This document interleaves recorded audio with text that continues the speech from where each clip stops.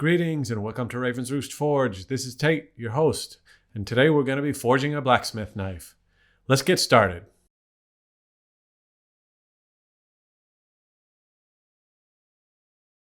Okay, for this project we'll be using W1, which is a type of tool steel. This is a high carbon steel that's water quenching. That's what the W stands for. This is 1/2 inch diameter, 12 millimeter, and I'm cutting roughly 6 inches. If you're a beginner, then you might want to cut a little extra. You could always get rid of any excess if you end up with too much, but you don't want to have too little.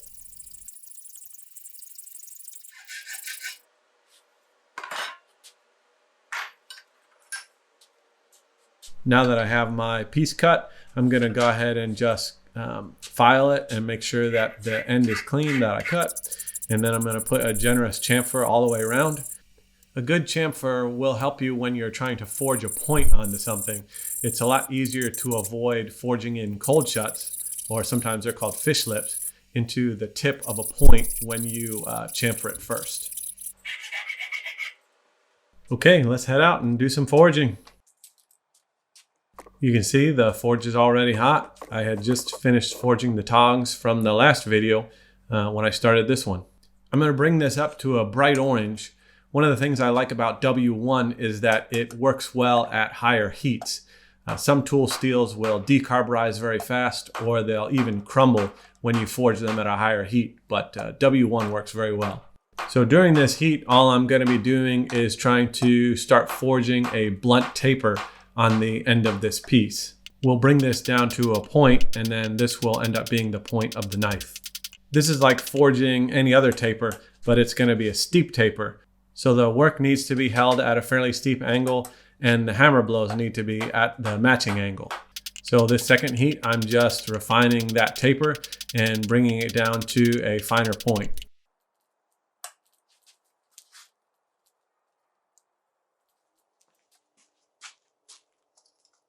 To create a nice clean forging, we want to make sure that the steel is clean. So we're going to try to brush off the scale before we forge on most heats. At this fairly low heat, I'm going to further refine that point. It's not necessary, but I like to have a nice crisp four-sided point before I move on. And you can see here that we have a nice even four-sided point with a steep taper. When you're forging a knife, you typically want the initial point to be short and steep. Otherwise, the point will be too long on the final knife. During this heat, I'm just going to forge a little divot about 2 to 2.5 inches from the point of the knife. This will mark out the length of the blade. Then with the remaining heat, I will start to flatten out the blade area.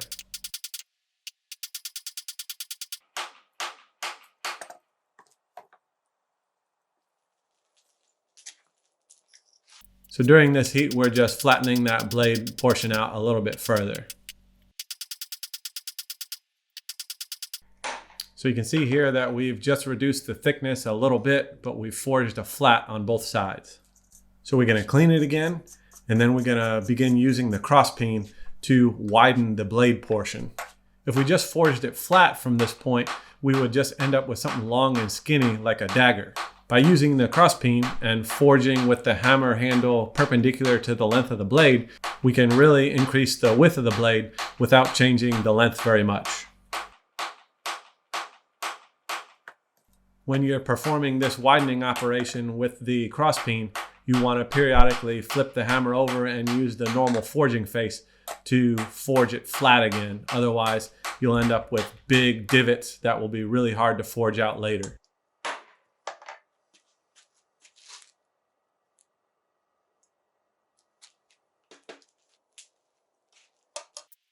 It's going to take several heats using this cross peening technique to make the blade wide enough for the knife that I'm trying to make.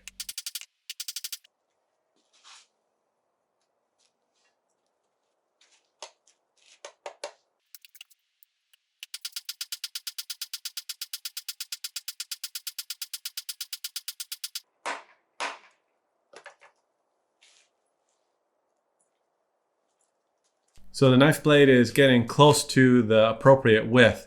So this heat, I'm going to forge in the heel of the blade by putting the blade over the edge of the anvil and then hammering half on, half off to create a shoulder that will form the heel of the blade. You can see that I'm checking every few blows to make sure that I'm keeping the heel of the knife right up against the edge so that it's a crisp, clean shoulder. And this heat, you can see we're going to further refine that heel on the blade, and then we're also going to start thinning down the material just behind the blade to start making the handle.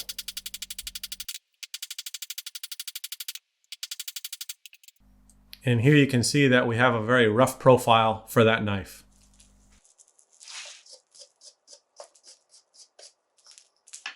So the blade is roughly the right size and shape, but we still need to make it a lot thinner. So that's what I'm working on during this heat. And throughout the whole process, you're going to have to periodically turn the blade up on edge and forge out any irregularities in the profile. In this next heat, I'm going to start forging the point down so that what we're going to end up with is a blade profile that looks a little bit like a Wharncliffe blade that has a straight edge. You want to do this because as you start to forge in the bevel later, it's going to cause the blade to curve. And if you leave that point too far back, it's going to end up making kind of a banana shape. This will make a little more sense when we get further into the project. During this heat, I'm just continuing to forge that point in line with the blade so that we have a nice straight edge. You'll see what I'm talking about at the end of this heat.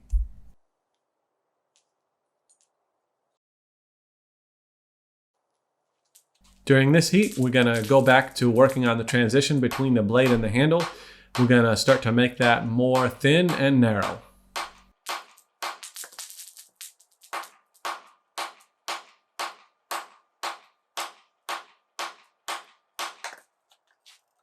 So you can see here that we've taken some of the mass and moved it out from behind that blade. This next heat, we're going to continue that work and start moving down away from the heel of the blade. Remember that when we're drawing down, we're going to use a square or a rectangular cross section. You may have seen some smiths flip the bar 90 degrees back and forth when they are drawing a bar down. I've never found this to work particularly well for me, so I tend to work all four sides to keep things even.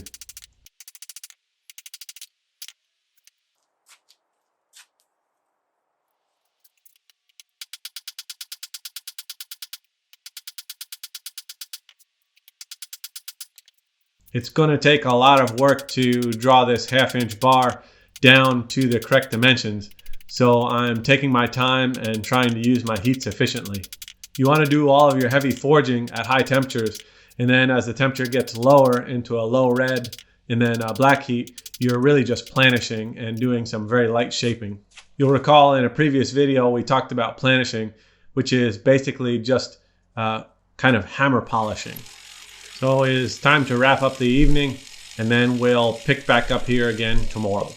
Here it is the next day, and you're going to see a quick montage of me getting ready to forge at super speed.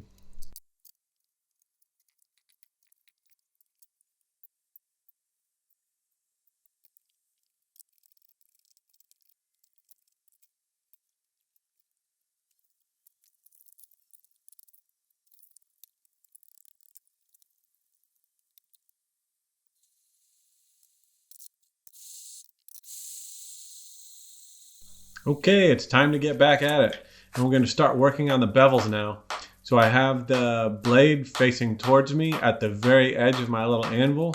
I have the spine tilted up just a little bit, and I have the hammer tilted so that we get a little bit of a taper. And I'm just trying to work across the whole edge and put about 1/4 of an inch of bevel. And then we're going to flip it and have the blade facing away and work on the opposite edge of the anvil. Same thing, spine slightly lifted and hammer angled so that we can get an even bevel. You always want to work at the edge of an anvil when you're doing bevels, otherwise you're going to be striking the edge of the hammer into the anvil face. And you'll either ding up your anvil or you'll ding up your hammer. It's also good practice to work both sides of the bevel. It's really hard to keep it even if you don't do that. Each heat, what you're going to do is you're going to move a little further back on the edge so that the bevel climbs up towards the spine. If you want a forge finish left, you want to make sure that you don't take the bevel all the way back to the spine.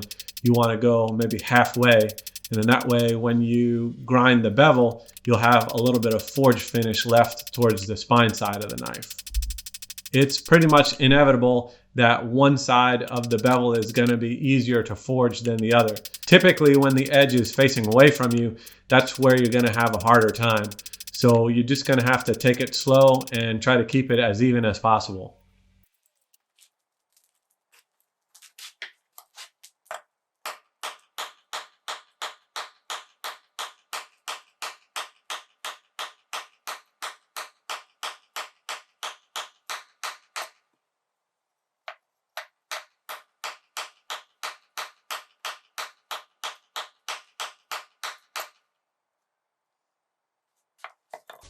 Here you can see that the bevel goes about halfway up the blade, and this is as far as you typically want to go if you want to have a forge finish left over after the filing or grinding.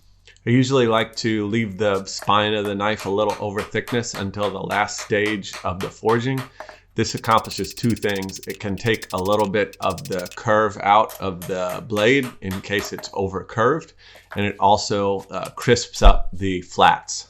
You can see here I've flipped the knife around to work on the back of the handle material, but I just can't get a solid grip with the tongs, and so I'm wasting a lot of time fiddling around.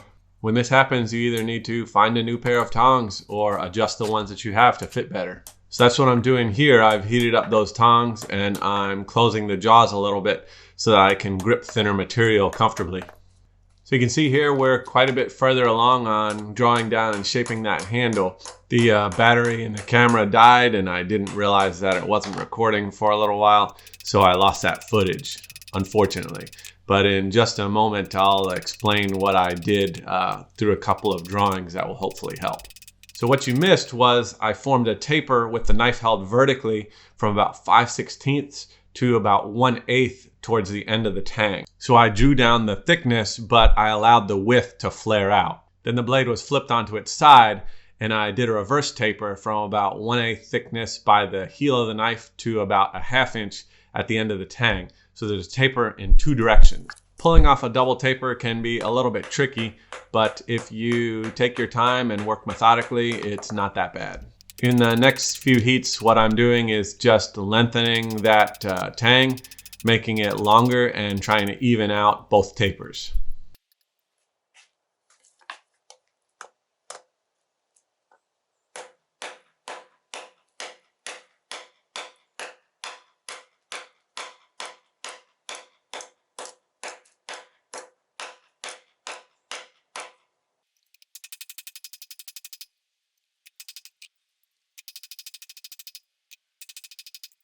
You can see here that I've done a lot of work on that tang, but it's still a little lumpy, uneven, and it's a little bit short. I want that tang to be about 7 inches, which should give me about a 3-inch handle when I'm all finished. A 3-inch handle is comfortable for a small knife, but you'll want something more substantial for larger blades. Since with a blacksmith knife you use the tang to actually fold and form the handle out of, you need to make sure ahead of time that you have enough material to form the length of tang that you need.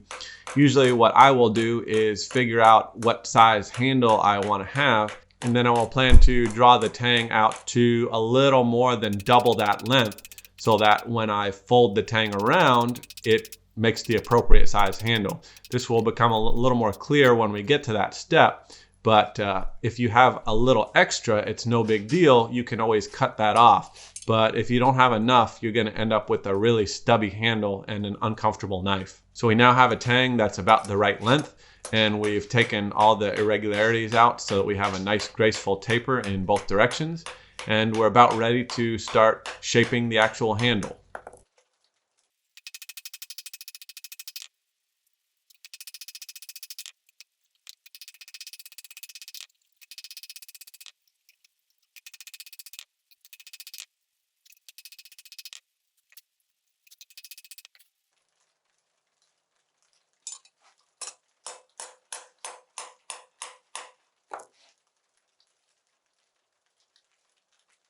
Before we get to shaping the handle though, we need to make sure that the edge is straight and centered and the spine is also straight. And I'm going to show you a couple of little tricks for making sure that you can get those straight. One tip is to make sure that you're working at a low heat. You don't want to be using high heats at this point because the steel is quite thin and you can definitely do some damage, but you also can easily over forge at higher heats. So you want a nice low red and a black heat to do these straightening processes.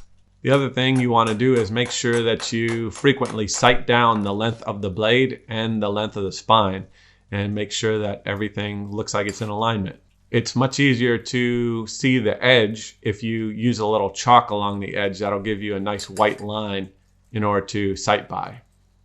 The edge is straight, the spine is straight, and the tang is nice and straight and even. So now we're ready to move on to the next step. Don't forget to cool it off before you handle it like this. It's worth noting that oil quench and water quench steels need to be at a black heat or lower before you cool them down to avoid the risk of warping or cracking the steel. So you're probably going to have a few irregularities left over from the forging process.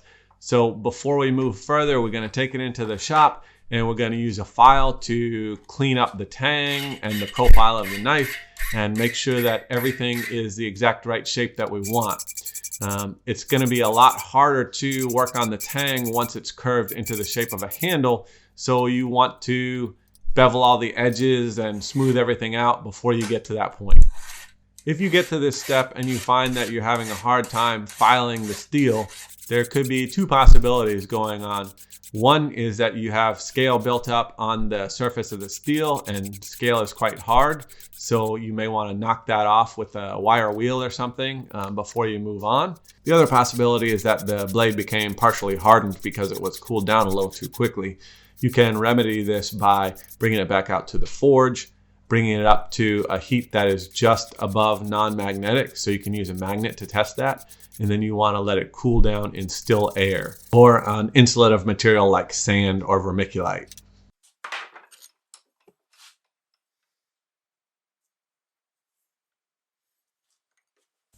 Once you have the tang filed, nice and smooth, you want to make sure that you work on the blade, straighten the spine, get any lumps and bumps out, and then make sure that the blade has the correct shape that you want by filing it to shape.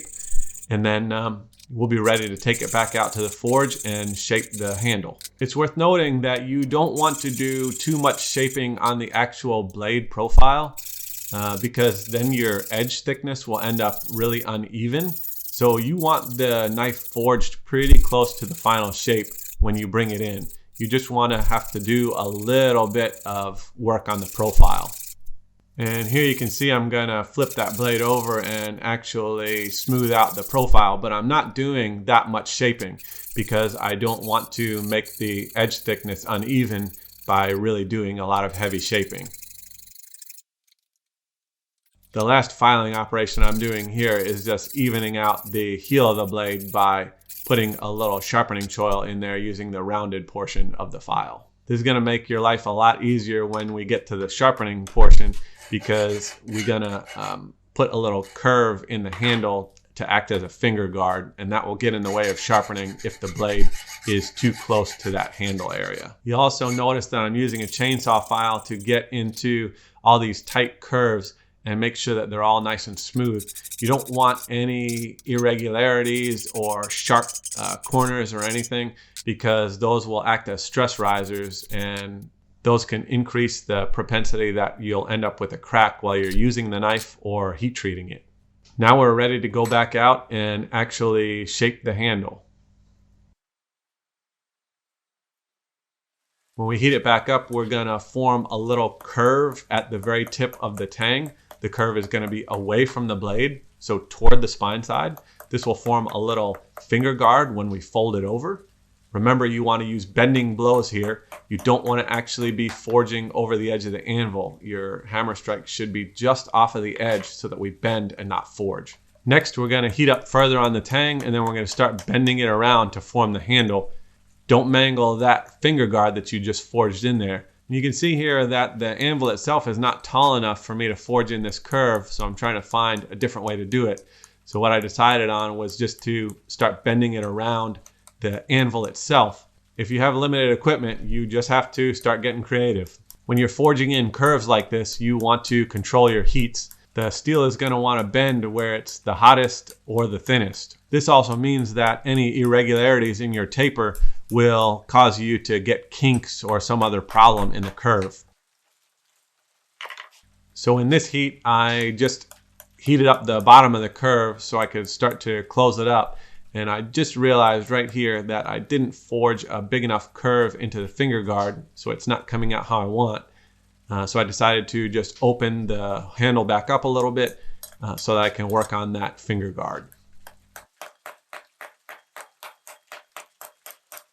So here I'm just using tongs and gloves to open that handle up a little bit more. Make sure the part you're holding is cool enough. So here I've just heated the very tip of the tang, and I am curving it out a little more so that the finger guard is a little more substantial. You can see right here what I did with that finger guard. And now I'm going to use a piece of black pipe to get a little more graceful of a curve at the base of that handle. So I'm just kind of wedging it down in there to curve the handle around it a little bit. Don't use galvanized pipe for this because you can burn the zinc off and that can make some toxic smoke. So now we're just going to go and actually start closing that handle back down, nice and gentle.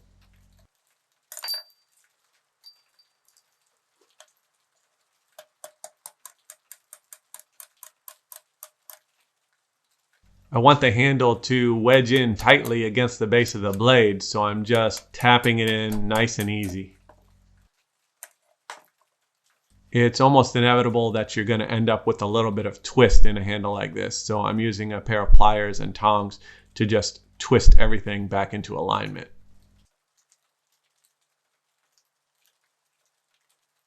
In the next heat here, I'm just hanging the guard over the edge of the anvil and just tapping it into alignment. Once you get everything straight and aligned, you're pretty well done with the forging process.